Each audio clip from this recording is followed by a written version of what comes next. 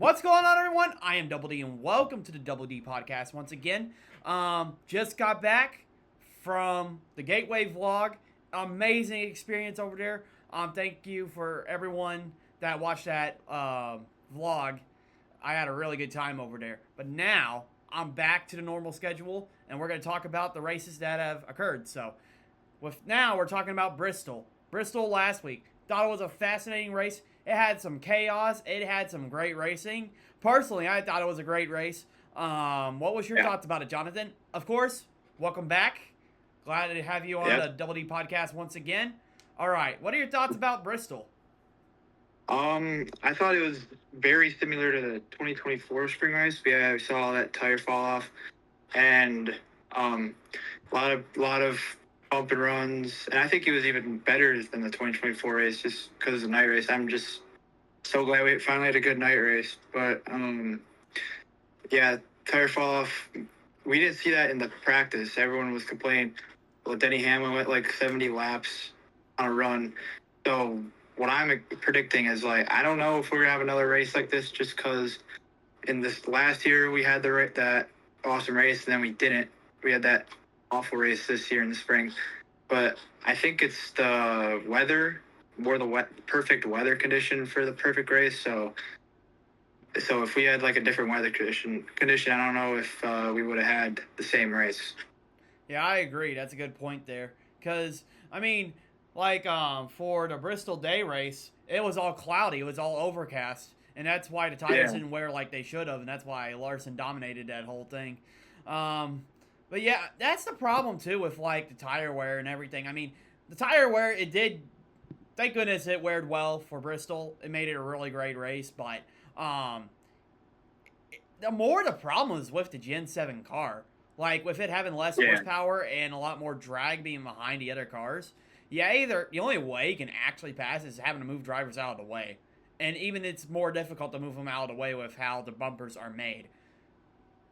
Yeah, because we saw that Brad tried to win the race, and when I was watching, I feel like Bell expected the bump, so he kind of like have him hit square on his bumper, so he wouldn't like spin out.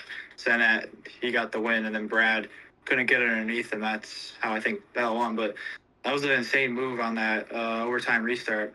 I really wanted to see the Hosfar pull it out, but glad for Bell. I like Bell a lot. Yeah, I mean, pretty much, it was,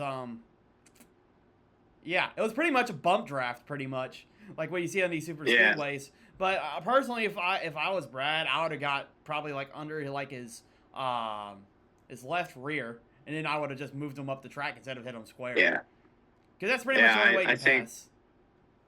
I definitely think like back in the day, Brad would have done that, but I feel like he's definitely matured a lot. Because I used to absolutely despise Brad back in around 2014. Now I don't mind him. So I can relate being a Jeff Gordon fan back then. Yeah, and I remember watching that fight. I don't know why, but I was kind of young, and I was watching that race with my family, and my whole family is Brad haters. Oh yeah, I won't forget when that happened. Like, I was a kid. Like, of course I was mad at Jeff Gordon won, but I didn't know they had boxing matches after the race. Like, my mother came in, and I was like, "Mom, look at this!" And she's like, "Oh my god." Yeah. I think that might be the best fight I've ever witnessed on TV. That or either the Sam Mayer and Ty Gibbs fight back in the Xfinity Series a couple years ago.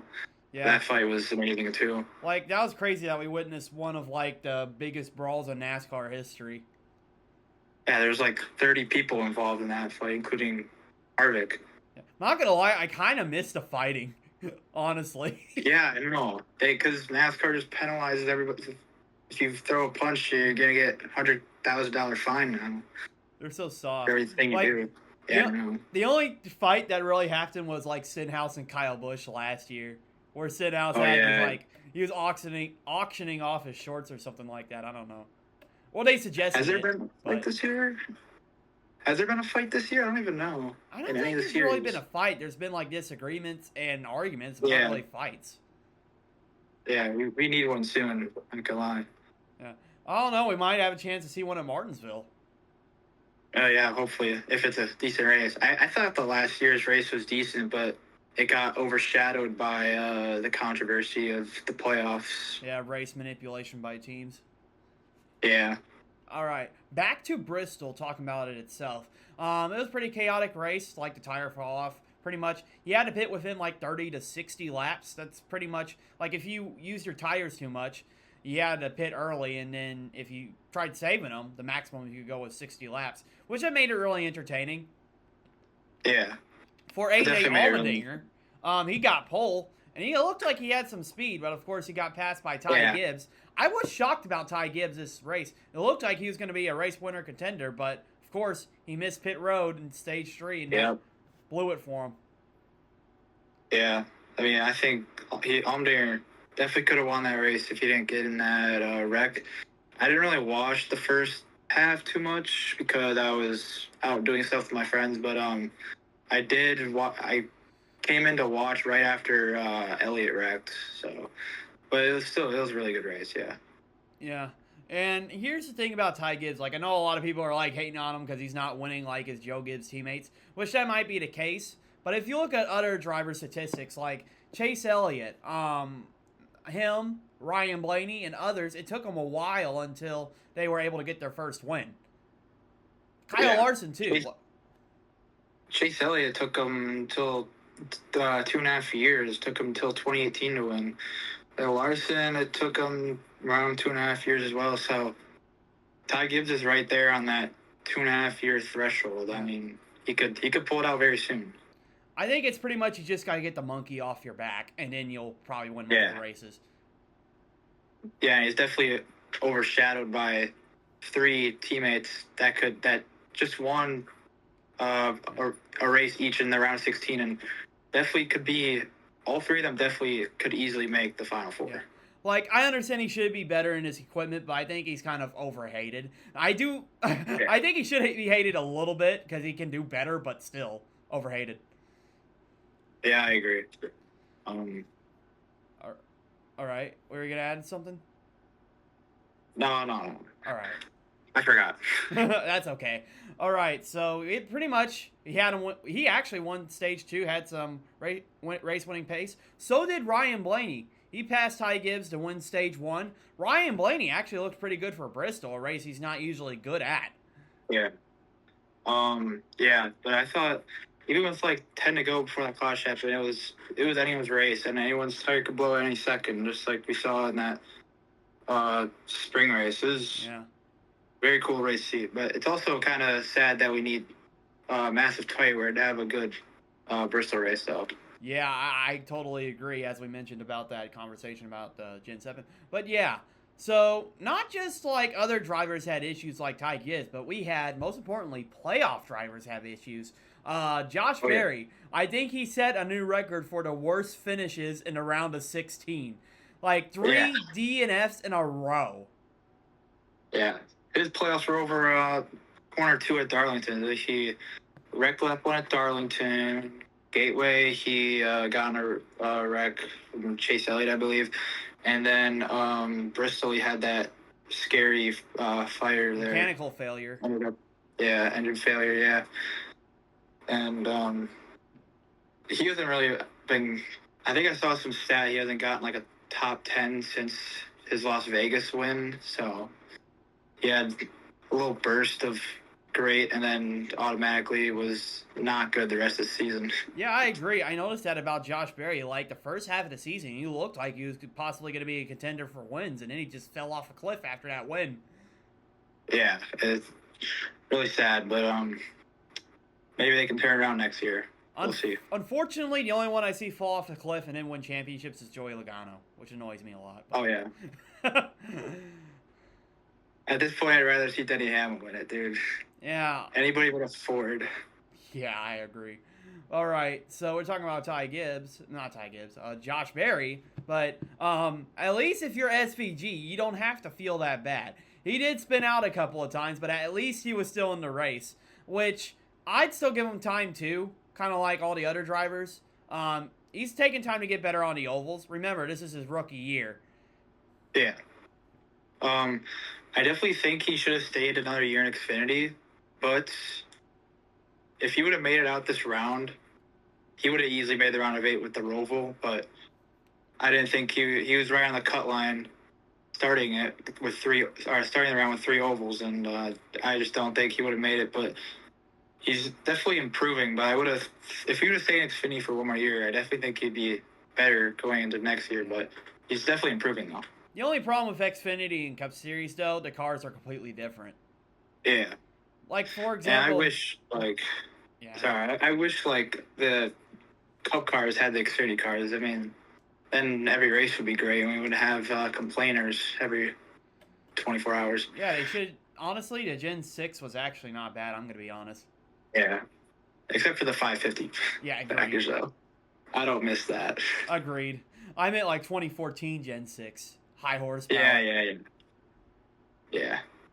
But I think there's still flaws with it though. That package. I mean, the start of it, the super speedway racing was awful for a handful of years until 2019 or something. I mean, and then the road courses, they weren't perfect, but they did have strategy before the stages happened, and mile and a half were pretty good, and the short tracks were really good in the Gen 6. I did hear a rumor for the Gen 7 that they're probably next year, NASCAR's considering that they might add more stages to the restrictor plate races because of the fuel mileage thing. Dude, that's so... I really hope they don't do that. That's so stupid. It's you're cutting the race into fourths. When are you gonna have a green flag pit? You can almost make it to the end of a stage on a fuel run. Then, if you cut the Daytona 500 in a fourth, you can almost make a whole fuel run on this. Yeah, to the end of the stage. Yeah, that's a rumor, but it just sounds stupid to me. Honestly, yeah. I mean, it's gonna sound crazy, but I'd get rid of stages on restrictor plate tracks because I think the strategy's more opened up. Yeah, I agree. Or just have stages, but not through the caution, and see if that works. Point. But if it's bad, then I guess you can do some experimenting with that. Yeah, I think the only time it ended up bad was the road courses. The road courses, they were awful to watch. Yeah, and then they did try. I give NASCAR props. They did try to experiment with giving without throwing the caution, but fans were complaining it was too boring, just probably because of the car. So yeah, I was mentioned the road courses. So yeah, SVG had struggles, but proud of him this year. I didn't meet him a couple weeks ago. It was an awesome experience. You met him as well at Iowa. Yeah, he's a really cool dude. Yeah, I don't have anything else to say on that. Yeah, can't wait to see what he can do next year. Hopefully, he can be contending on the ovals.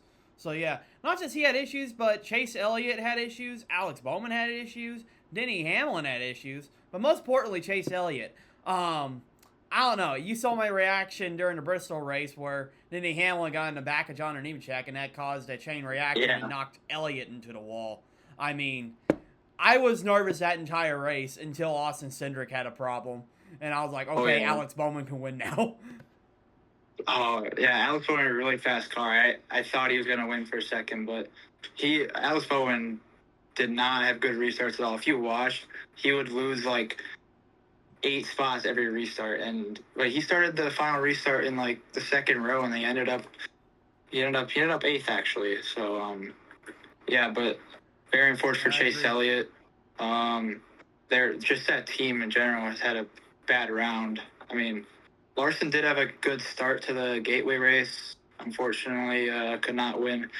But Hendrick's gonna need to pick it up for the next round. I agree. The only race Elliott did good was pretty much the Gateway race where he got third. Yeah.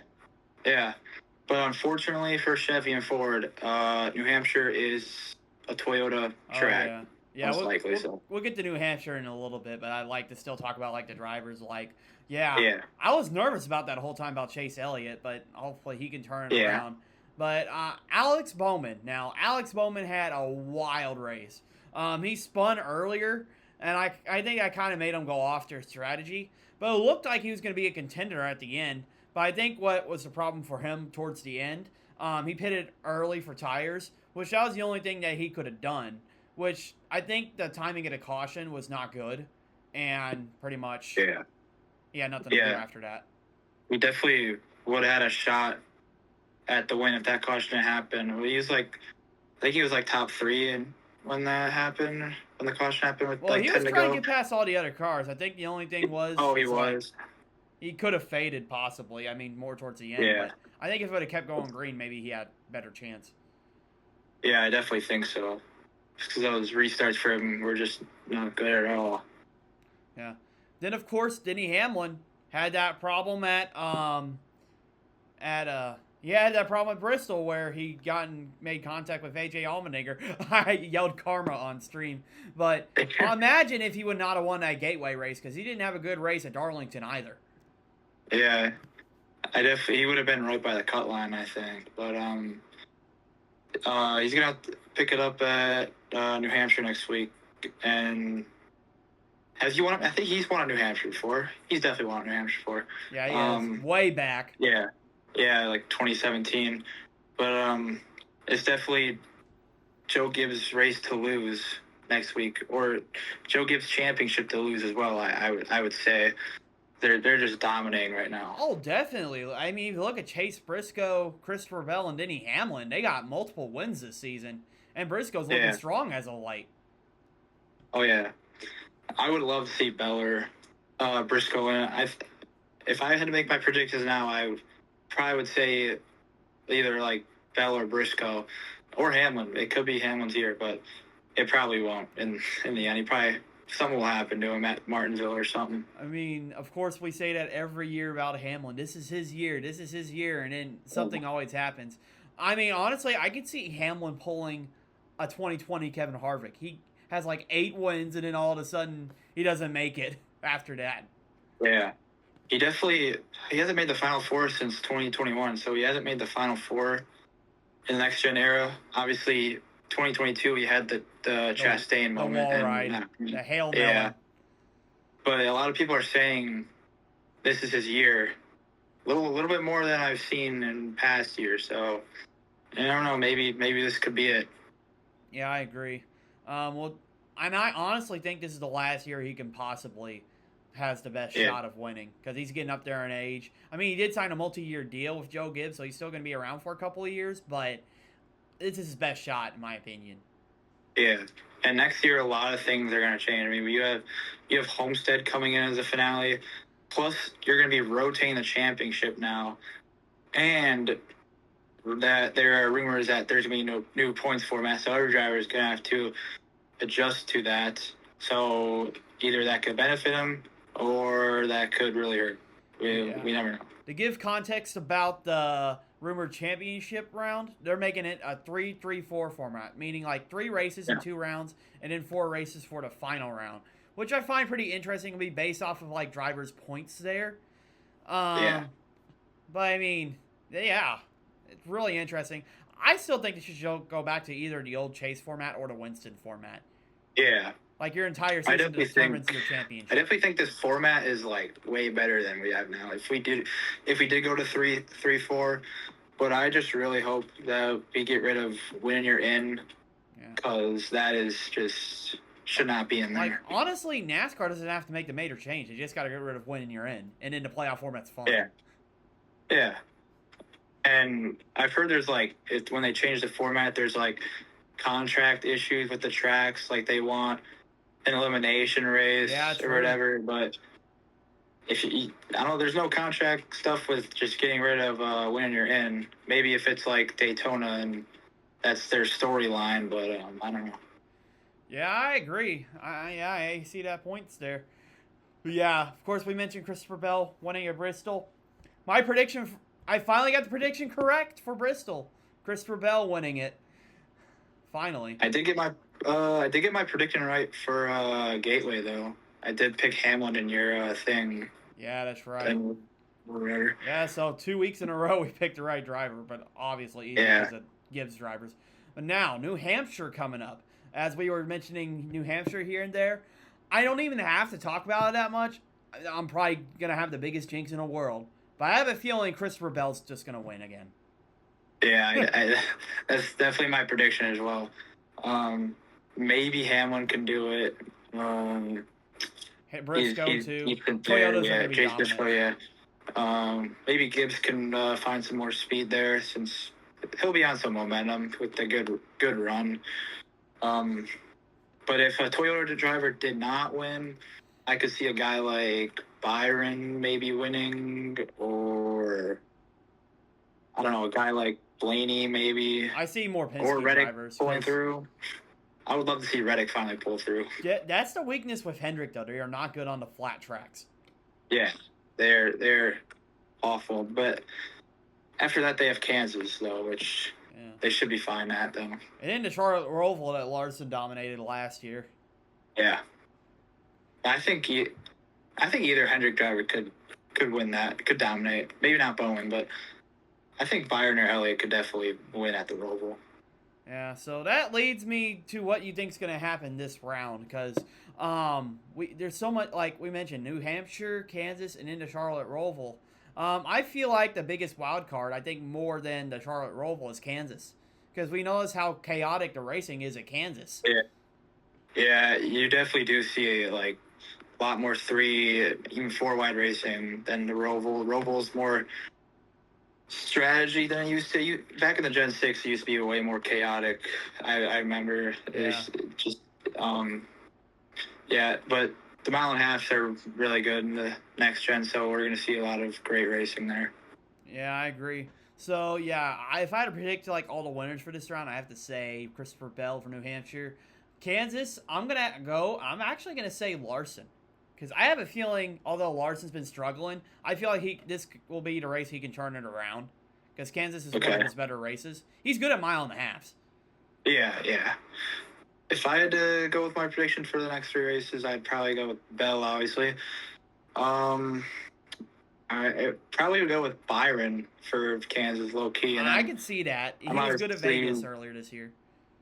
Obviously going to pick SVG for the Roval. Yeah, I was going to pick SVG as well. Yeah.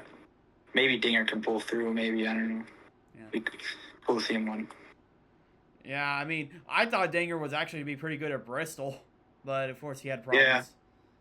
Yeah. He had that issue, and then had that wreck with Denny Hamlin, which ultimately ruined his night. But maybe he can turn around at New Hampshire. Yeah.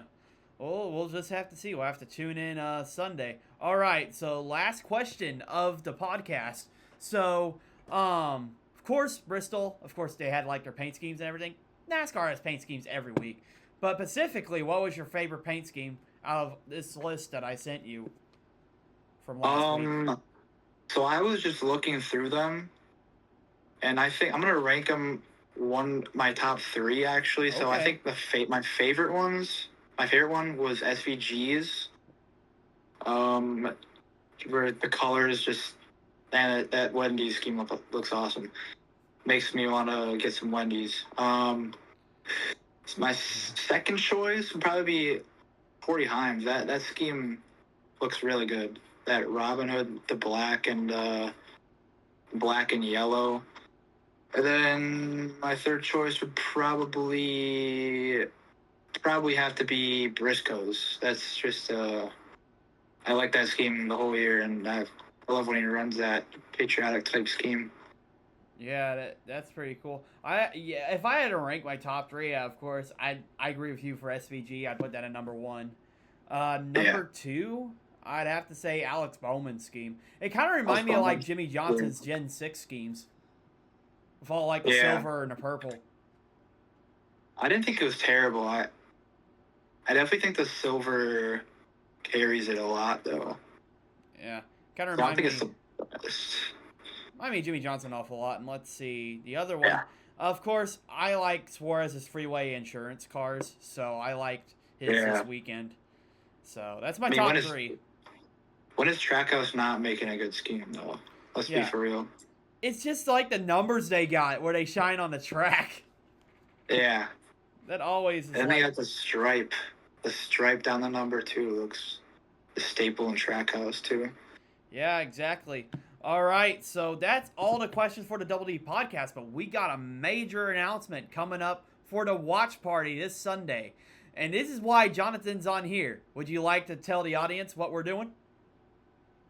Yes, I would. This Sunday, for the NASCAR Cup Series New Hampshire race, for the first time ever, we will be having a double person live stream for the reaction to the New Hampshire race on Sunday at 2 o'clock Eastern Time.